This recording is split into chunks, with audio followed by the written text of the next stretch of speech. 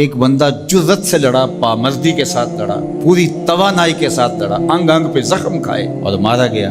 اب اگر وہ حضور علیہ السلام کے ساتھ ایمان رکھنے والا نہیں ہے تو ان تمام تر شجاعتوں کے باوجود وہ شہید نہیں کہلائے گا۔ شہید وہ ہوگا جس کو حضور کے ساتھ روحانی انتساب ہوگا، تعلق باطن ہوگا، ایمان کا رشتہ ہوگا، تو شہادت حضور کے قدموں سے ملتی ہے۔ اور اگر یہ تعلق قائم نہیں ہے تو یہ سارا عمل شہادت کا ذریعہ نہیں بن سکتا، شہادت کا ٹائٹل اس کو دستیاب نہیں ہو سکتا۔ اس کے لیے شرط اول جو ہے وہ ایمان ہے۔ اللہ اکبر۔ تو جس شہید کو حضور پر ایمان لانے کے نتیجے میں شہادت نصیب ہوتی ہے اور وہ مردہ نہیں زندہ کہلاتا ہے، اور قرآن کہتا ہے کہ اسے مردہ کہنا بھی نہیں، مردہ گمان بھی نہیں کرنا، تو مجھے بتاؤ جس نبی کے قدموں کے صدقے سے یہ شہادت نصیب ہوئی، اس نبی کی اپنی حیات طیبہ کا عالم کیا ہو، اپنی زندگی کا عالم کیا ہو۔ حضرت ابو درداء رضی اللہ تعالیٰ عنہ فرماتے ہیں کہ حضور علیہ السلام نے فرمایا کہ جمعے کے دن کثرت کے ساتھ میرے اوپر درود پڑھا کرو، یہ یوم مشہود ہے، اس دن فرشتے حاضر ہوتے ہیں اور یہ تمہارا درود میرے اوپر پیش کیا جاتا ہے۔ تو صحابہ نے عرض کی یا رسول اللہ صلی اللہ علیہ وسلم، جب آپ وصال کر جائیں گے تو کیا یہ سلسلہ بعد میں بھی یوں ہی جاری رہنا چاہیے؟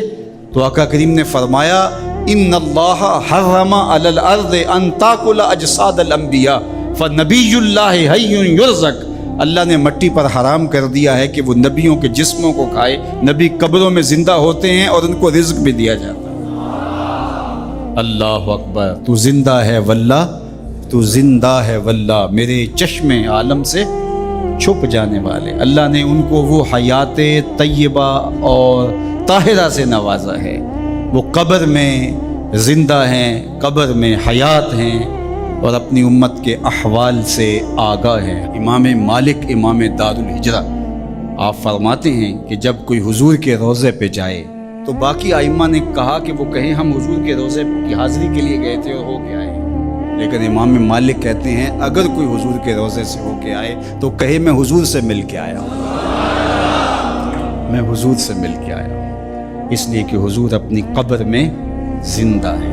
حضور نے ارشاد فرمایا قرب قیامت میں جب حضرت عیسیٰ آئیں گے اور حضرت عیسیٰ علیہ السلام آئیں گے اور پھر دین کی تنفیذ ہوگی، خنزیر کو قتل کریں گے، شراب ختم کر دی جائے گی، صلیب کا نشان توڑ دیں گے، کفر مٹ جائے گا، اسلام کا جھنڈا کائنات کی ایک ایک چھت کے اوپر لہرا رہا ہوگا۔ جب حضور کا دین پوری دنیا کے اوپر غالب ہوگا تو حضور فرمایا والذی نفسی بیدہ، فرمایا مجھے قسم ہے اس رب کی جس کے قبضے میں میری جان ہے۔